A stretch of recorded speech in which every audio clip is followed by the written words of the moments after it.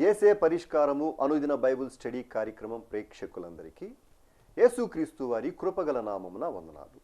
ప్రభువునందు ప్రియా దేవుని బిడ్డలారా, నేటి దినము దైవజనులు కారుపాటి శ్యాంసాగర్ గారి ద్వారా బైబిల్ స్టడీలోని వాక్య ధ్యానమును మార్కు సువార్త నుండి ధ్యానం చేసుకుందాము.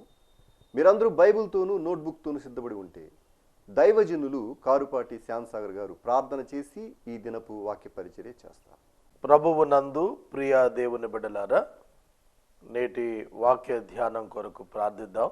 తలలో వంచండి, ప్రార్థనలో ఏకీభవించండి. మమ్మలను మిక్కిలిగా ప్రేమిస్తున్న మా తండ్రి, వందనాలు, స్తోత్రాలు. నేటి వాక్య ధ్యానం ద్వారా మాతో మాట్లాడండి. మా ప్రేక్షకులు రక్షించబడాలి, కృప చూపండి. ప్రతి విశ్వాసి ఆత్మీయంగా ఎదగాలి, మీ సహాయం ఇవ్వండి. యేసు నామమున ప్రార్థన చేస్తున్నాము తండ్రి, ఆమెన్. ప్రభువునందు ప్రియ దేవుని బిడ్డలారా, దయచేసి మీ పరిశుద్ధ బైబిల్ గ్రంథాన్ని తెరవండి. మార్కు సువార్త 11వ అధ్యాయం మీ ఎదుట ఉంచుకోండి. 11వ అధ్యాయములో యేసుక్రీస్తు ప్రభువారు యెరూషలేము ప్రవేశం కొరకు ఆయన గాడిద పిల్లపై ప్రయాణం చేసి లేఖనము నెరవేర్చినట్లుగా బేత్పగే గ్రామానికి చెందిన ఒక యజమానునికి చెందిన గాడిద పిల్లను విప్పమని శిష్యులను పంపించిన వృత్తాంతం. 11వ అధ్యాయం ప్రారంభించే ముందు ఒక మాట నేను మీతో చెబుతున్నాను. అదేమిటంటే, యేసుక్రీస్తు ప్రభువారు దేవుని వాక్యాన్ని నెరవేర్చడానికి ఈ లోకానికి వచ్చినటువంటి వారు. యేసుక్రీస్తు ప్రభు ఈ లోకానికి రావటానికి కలిగిన ప్రధాన కారణం ఏమిటంటే మనుషులను రక్షించటం. లేఖనాలు ఈ విషయాలు సాక్ష్యం ఇస్తున్నాయి. లేఖనాలు ఈ విషయాలు సాక్ష్యం ఇస్తున్నాయి. యేసుక్రీస్తు ప్రభు ఆయన ఆరోహణుడు అవుతూ ఆయన చెప్పినటువంటి మాటలు ఏమిటంటే, యేసుక్రీస్తు ప్రభువు దేవుని కుమారుడు అని నమ్మేటట్లుగా ఈ లేఖనం ఇవ్వబడింది. యేసుక్రీస్తు దేవుని కుమారుడు అని నమ్మేటట్లుగా, నమ్మి ఆయన నామమునందు జీవము పొందేటట్లుగా లేఖనాలు ఇవ్వబడ్డాయి. ఈ లేఖనాలు ధర్మశాస్త్రము, కీర్తనల గ్రంథము మరియు ప్రవక్తల గ్రంథం, ఈ మూడు కూడా లేఖనము అనగా ధర్మశాస్త్రము, కీర్తనలు, ప్రవక్తల గ్రంథాలు, ఈ మూడు ఆయన గురించి సాక్ష్యం ఇచ్చాయి. లూకాసు వార్త చివరి అధ్యాయం 24వ అధ్యాయం 44వ వచనంలో ప్రభువు చెప్పిన మాట, మోషే ధర్మశాస్త్రములోను ప్రవక్తల గ్రంథములలోను కీర్తనలలోను నన్ను గూర్చి వ్రాయబడినవన్నీ నెరవేరవలెను అని నేను మీ యొద్ద ఉన్నప్పుడు మీతో చెప్పిన మాటలు నెరవేరినవి అని వారితో చెప్పాను. Prophecies must be fulfilled.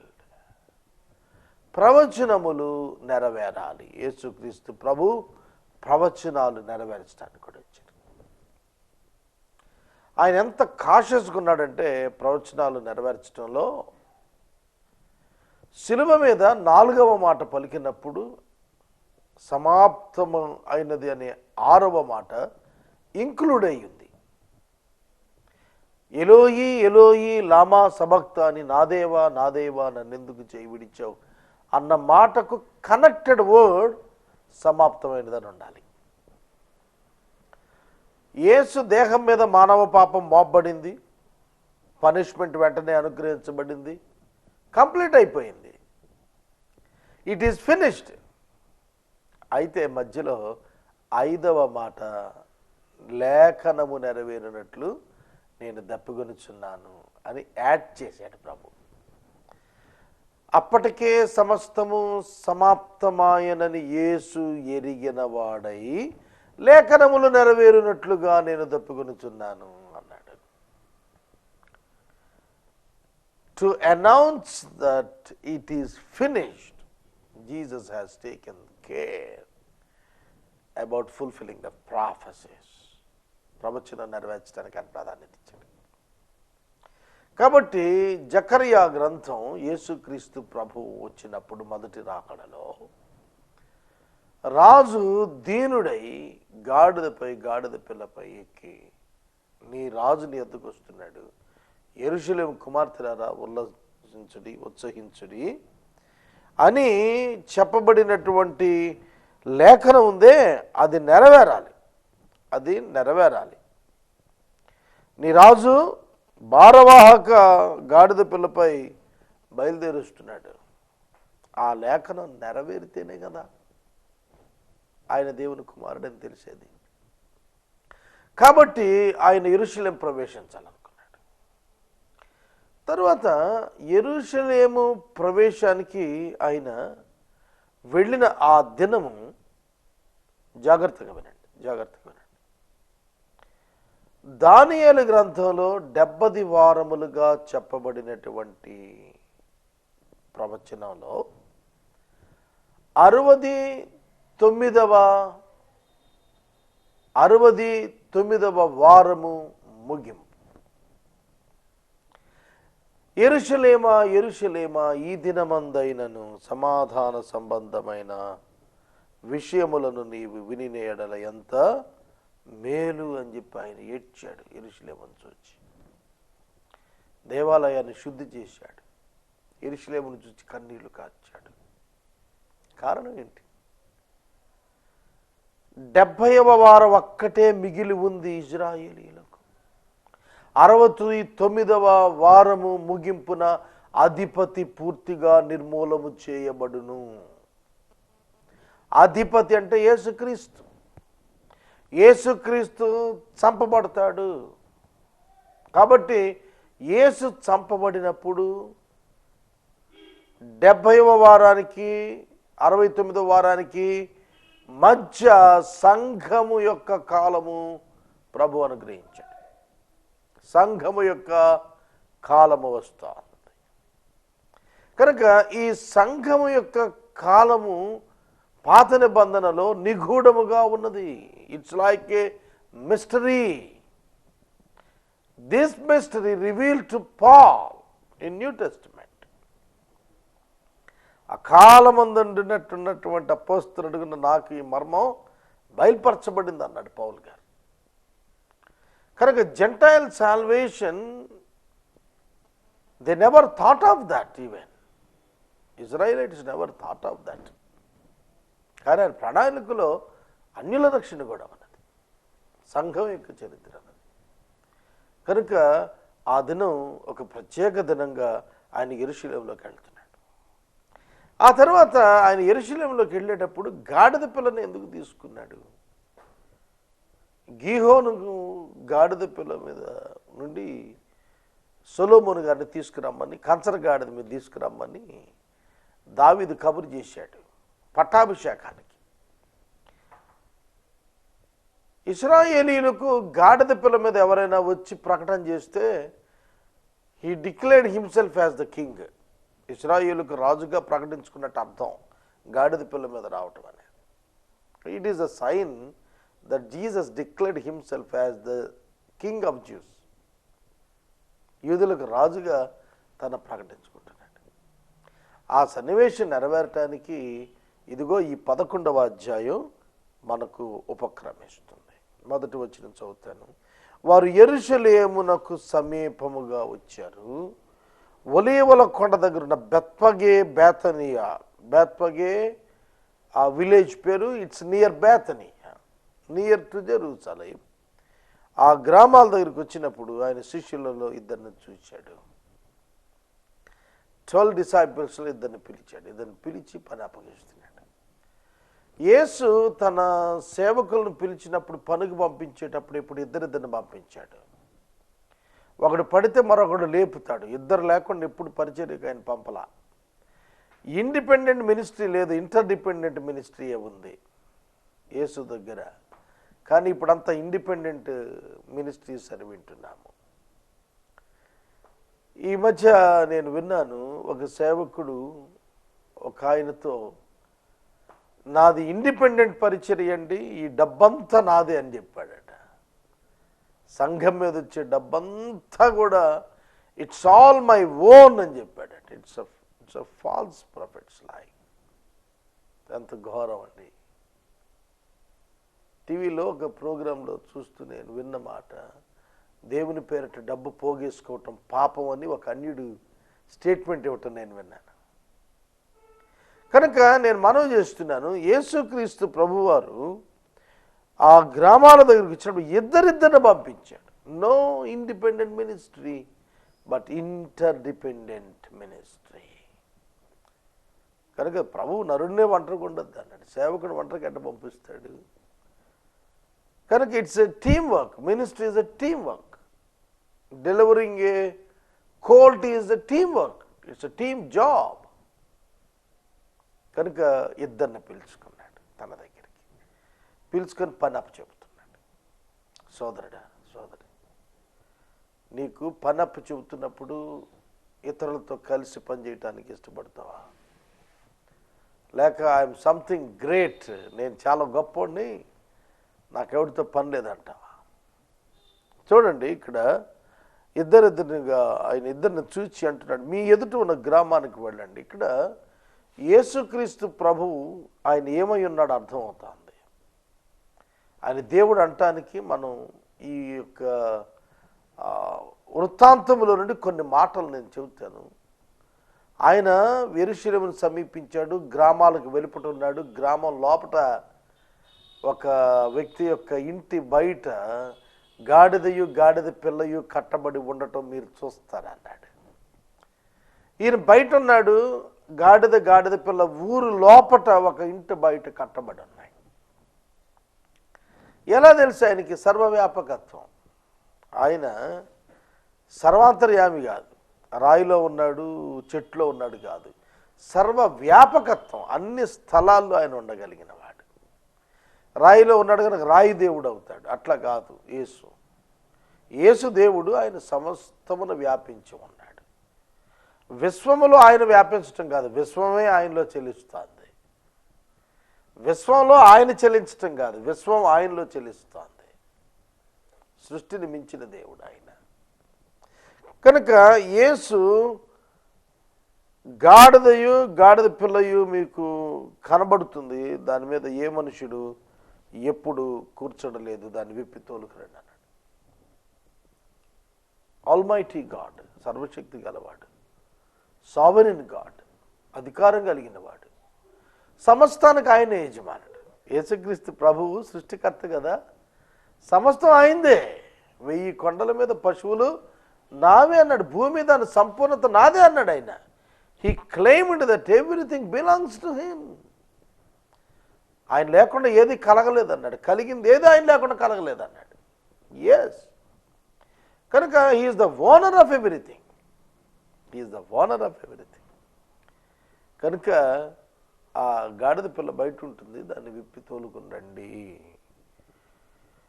గాడిద పిల్లను మీరు తోలుకొని రండి. ఏ మనుషుడు ఎప్పుడును ఎన్నడును ఎప్పుడును ఎవడైనను ఎప్పుడును ఆ గాడిద పిల్ల పైన కూర్చుండి ఉండలేదు, దానిపైన ఎవడు కూర్చుని ఉండలేదు.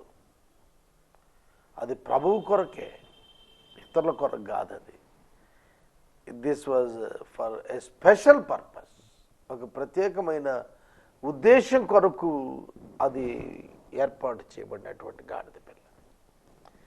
ఇతరులు వాడిన దాని మీద ఆయన కూర్చోట్లా, ఎవరు ఉపయోగించింది ఎన్నడూ ఎవరు వాడనటువంటిది ప్రభువుకు అవసరం ఉందని చెప్పి యజమానికి చెప్పి మరి తీసుకురమ్మన్నాడు.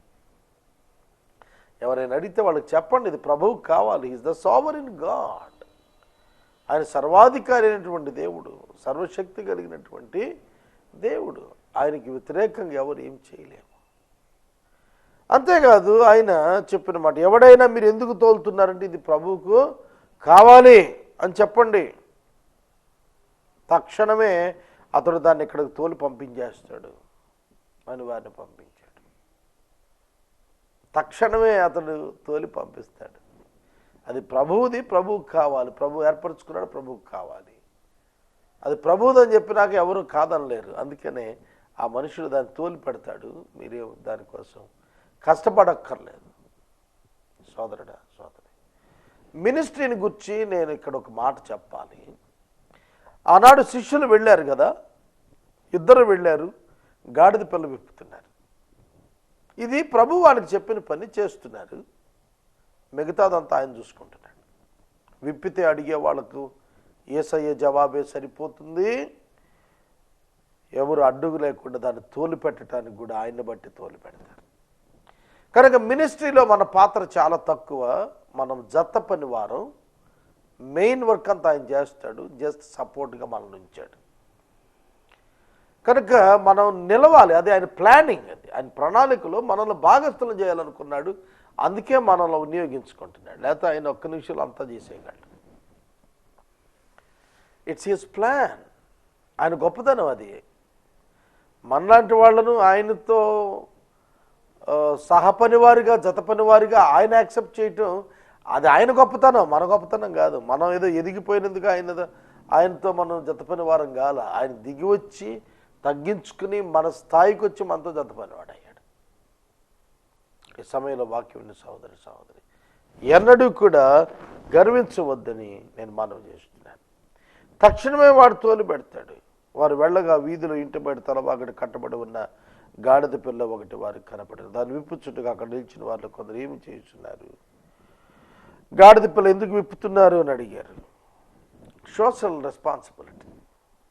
మనం చాలాసార్లు మాట్లాడుతూ ఉంటాం, సోషల్ రెస్పాన్సిబిలిటీ, సోషల్ రెస్పాన్సిబిలిటీ, సామాజిక బాధ్యతను గురించి మాట్లాడతాం. ఉందా మనకి?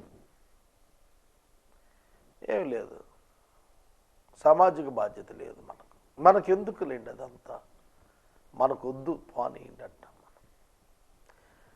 క్రైస్తవుడు నేర్చుకోవాల్సింది సోషల్ రెస్పాన్సిబిలిటీ. ప్రతి క్రైస్తవుడు మాట్లాడే క్రైస్తవుడు అవ్వాలి. ప్రతి క్రైస్తవుడు ప్రశ్నించే క్రైస్తవుడు అవ్వాలి. దేవుడు నిన్ను ఊరికే ఈ లోకంలో ఒక బొమ్మను పెట్టినట్టు పెట్టలా, ఒక జంతువును పెట్టినట్టు పెట్టలా. You are here to correct the world. నువ్వు లోకంలో ఉందే ఎందుకు తెలుసా? నువ్వు లోకాన్ని సరిచేయటానికే. నువ్వు సరిగా బ్రతికి సరిగుండమని చెప్పటానికి. నువ్వు సరిగుండాలి, ఇతరులను సరిగా ఉండమని చెప్పాలి. నువ్వు లంచం తీసుకోవద్దు, ఇతరులను లంచం తీసుకోవద్దని చెప్పగలగాలి. నువ్వు కట్నం తీసుకోవద్దని చెప్పగలగాలి. నీవు పతనం కావద్దు, పరిశుద్ధంగా ఉండు, ఇతరులను పరిశుద్ధులుగా ఉండమని చెప్పగలగాలి. That is social responsibility. ఇవాళ ఉందా మనకు? సమాజం ఎట్లయిపోయింది, ఇవాళ పాడైపోయింది. అందరూ అంటున్నారు సమాజం పాడైంది, సమాజం కుళ్ళిపోయింది, సమాజం అలా అయిపోయింది, సమాజం ఎలా అయిపోయింది. మన దేశం నాయకులు, పెద్దలు స్వచ్ఛ భారత్ పెట్టారు. స్వచ్ఛ భారత్ పెట్టారు. నేను అనుకుంటాను శుద్ధ భారత్ అని పెడితే బాగుండేది అనుకున్నాను. అంటే పరిసరాలు శుభ్రం చేయటమేనా? మనుషుల బ్రతుకులు, మనుషుల మనస్తత్వాలు, మనుషులలో యాటిట్యూడ్స్, వీటిని బాగు చేయొద్దా దేశంలో? దానికి ఎవరో ఎక్కడి నుంచో ఆకాశం నుంచి ఊడి పడతారా? You are the responsible and I'm responsible. నేను బాధ్యత తీసుకుంటాను అంటే కుటుంబం ఒప్పుకోదు. నువ్వు బాధ్యత తీసుకుంటావు అంటే నీ ఫ్రెండ్స్ ఒప్పుకోరు.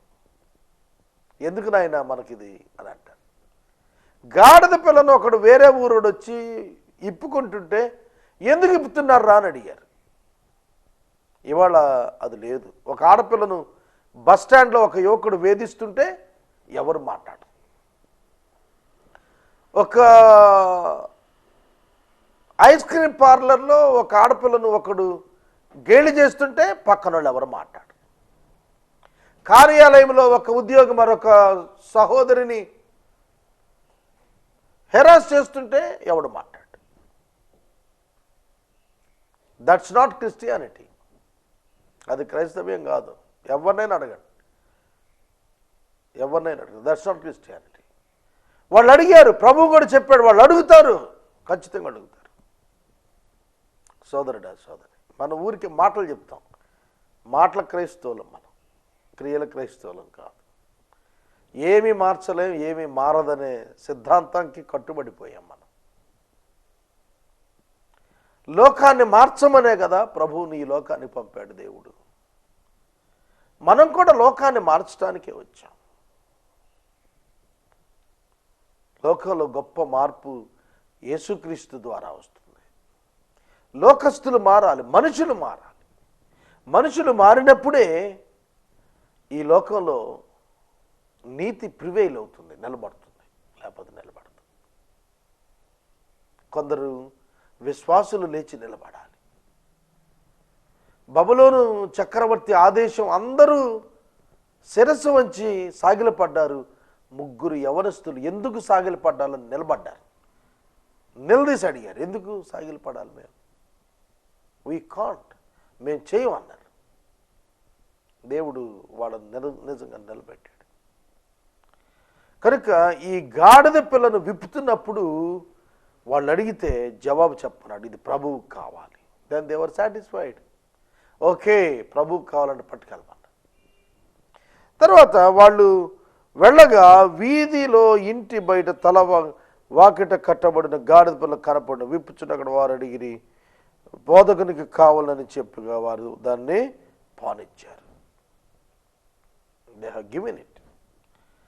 ఇది ప్రభువు కావాలి అని, ప్రభువు పంపాడు అని పంపినప్పుడు అడిగినది ఏది అనుగ్రహించబడకుండా పోదు. If it is the will of God, it will be surely granted. ఖచ్చితంగా ఇవ్వబడద్ది. నేర్చుకుందాం. ఇది దైవ చిత్తం అయితే ఖచ్చితంగా ఇవ్వబడద్దు. కనుక ఆ గాడిద పిల్లను తోలిపెట్టారు. కనుక 6వ వచనం దగ్గర నేను మరలా చెబుతున్నాను, అందుకు శిష్యులు యేసు ఆజ్ఞాపించినట్లు వారితో చెప్పగా వారు పాలించారు. ఒకటే ఏమిటంటే, యేసు ఆజ్ఞాపించాడు. We're obeying to the commandment of Jesus Christ. ఆ ఒక్క మాట మనకు జయాన్ని ఇస్తుందండి ఈ లోకంలో. అపోస్తలులు జయం పొందింది ఇక్కడే. మా ప్రభువు చెప్పాడు, మేము చేస్తున్నాం. మీకు ఈ అధికారం ఎవడిచ్చాడు? మా ప్రభు ఇచ్చాడు. మీరెందుకు ఇలా మాట్లాడుతున్నారు? మా ప్రభు ఇట్లా మాట్లాడమన్నాడు. మీరెందుకు ఇలా చేస్తున్నారు? మా ప్రభు ఇలా చేయమన్నాడు. మీరేంటి ఇలా బతుకుతున్నారు? మా ప్రభు ఇలా బతకమన్నాడు. It is the command of God for us. Walking in light, walking in righteousness is the word of God. దేవుని మాట చెబుతుంది, వెలుగులో నడవండి, అన్యోన్య సహవాసం గలవారై, ప్రభువుతో అన్యోన్య సహవాసం గలవారై వెలుగులో నడవమన్నాడు, పరిశుద్ధతలో నడవమన్నాడు. కనుక ఆయన ఆజ్ఞ అని ఈ లోకంలో నువ్వు చెప్పగలిగితే లోకం దారిచ్చి తీరుతుంది. ఎర్ర సముద్రం తొలగిపోయినట్టుగా నీ ఎదుట ఎంత బలమైన లోకపు శక్తి ఉన్నది తొలగిపోతుంది. ఎటువంటి అధికారములైన తొలగిపోతాయి, ఎటువంటి సమస్యలైన తొలగిపోతాయి. కానీ అది ఖచ్చితంగా దేవుని చిత్తమై ఉండాలి. దేవుని యొక్క మాటకు నువ్వు లోబడుతున్న వాడవై ఉండాలి. మనము ఇంతవరకు దైవజనులు కారుపాటి శ్యాంసాగర్ గారి ద్వారా బైబిల్ స్టడీలోని వాక్య ధ్యానమును మార్కు సువార్త నుండి ధ్యానం చేసుకున్నాము. ఈ కార్యక్రమం ద్వారా మీరు పొందుకొనుచున్న ఆత్మీయ మేలులు ఒక ఉత్తరం ద్వారా మాకు తెలియజేయండి. మీ ప్రార్థనా మనవులు మాకు తెలియజేస్తే ఏసే పరిష్కారం కార్యాలయంలో ఏర్పాటు చేసిన ప్రత్యేక ప్రార్థనా శిబిరములో మీ కొరకు ప్రార్థిస్తాం. మీ కుటుంబ పక్షముగా ఒక ఎపిసోడ్ ప్రసారం చేయాలనుకునేవారు మాకు తెలియజేస్తే మా సిబ్బంది మీ గృహాలను దర్శిస్తారు. ముగింపు ప్రార్థన ఆశీర్వాదాలతో ఈ కార్యక్రమాన్ని ముగించుకుందాం. ప్రభువు నందు ప్రియ దేవుని బిడ్డలారా, ఎపిసోడ్ సహకారులు కావాలి, అనుదినం కావాలి. ఎపిసోడ్ సహకారులు ఇచ్చే డబ్బుతోనే ఏసే పరిష్కారం రన్ అవుతోంది. 25 రూపాయలు, 50 రూపాయలు, 100 రూపాయలు చొప్పున ఇచ్చే సహోదరులు ఇచ్చే చిన్న చిన్న కానుకలతో ఆఫీస్ ఎక్స్పెండిచర్ మరియు సిబ్బంది యొక్క శాలరీస్ మీట్ అవుతాం. ఏసే పరిష్కారానికి ఏ విధమైన విదేశీ సహాయం లేదు, తీసుకోవటం లేదు. మీరు ప్రార్థించాలని ప్రభు పేరు నేను మనవి చేస్తున్నాను. అటువలనే డివైన్ ఛానల్లో నేను ప్రత్యేకమైన వర్తమానాలు ఇస్తున్నాను. Please follow them. వాటిని కూడా మీరు వీక్షించాలని నేను ఆశిస్తున్నాను. అలాగే బ్లెస్సింగ్ ఛానల్లో యోబు గ్రంథం రికార్డింగ్స్ చేస్తున్నాను. యోబు గ్రంథం 1 సంవత్సరం పాటు మాట్లాడాలనే ఆలోచన ఉంది నాకు. మొట్టమొదటి 5-10 వచనాల లోపటే 10 ప్రసంగాలు చేశాను. యోబు గ్రంథం బ్లెస్సింగ్ ఛానల్లో వస్తుంది. డివైన్ ఛానల్లో కూడా స్పెషల్ మెసేజెస్ వస్తున్నాయి. అలాగే ఇతర ఛానల్స్లో కూడా వీఆర్ ప్రేయింగ్ అండ్ ప్లానింగ్. మీరు వీక్షించాలని ప్రభు పేరు నేను మనవి చేస్తున్నాను. ఒక వాక్య ప్రకటన విప్లవం 1 సంవత్సరంగా ఈ 2017ను భావిస్తున్నాను నేను. అలాగే ఒక ఉన్నతమైనటువంటి విలువలతో కూడిన ఒక సంఘం, క్రీస్తు సంఘం ఎస్టాబ్లిష్ చేయాలనే దిశగా నేను ప్రార్థన చేస్తున్నాను. మారు మనసు మీద సంఘాన్ని కట్టాలి. దీవెనల మీద కాదు, మారు మనసు మీద, పశ్చాత్తాపం మీద, పరిశుద్ధత మీద, దైవ నీతి మీద, దైవ చిత్తం నెరవేర్పు మీద ఆసక్తి కలిగిన, సమర్పణ కలిగిన మాసిదోనియన్ చర్చ్ ఎస్టాబ్లిష్ చేయాలనుకుంటున్నాను. దీని కొరకు, ఈ మనవుల కొరకు మీరు ప్రత్యేకంగా మీరు ప్రార్థించాలని నేను కోరుతున్నాను. ప్రార్థన చేస్తాను. తలలో వచ్చి మమ్మల్ని మిక్కిలిగా ప్రేమిస్తున్న మా తండ్రి, వందనాలు, స్తోత్రాలు. వాక్యము విన్న బిడ్డలను దీవించుము. వాక్యము విస్ఫోటనాత్మకంగా బయలు వెళ్ళి ప్రజలను ఆత్మీయంగా బాగు చేయడానికి సహాయం చేయండి. నజరేయుడని యేసు నామమున ప్రార్థిస్తున్నాం తండ్రి, ఆమేన్. తండ్రి అయిన దేవుని ప్రేమ, కుమారుడైన యేసయ్య కృప, పరిశుద్ధాత్మని యొక్క అన్యోన్య సహవాసం సదాకాలం మనందరికీ తోడైండును గాక. ఆమేన్.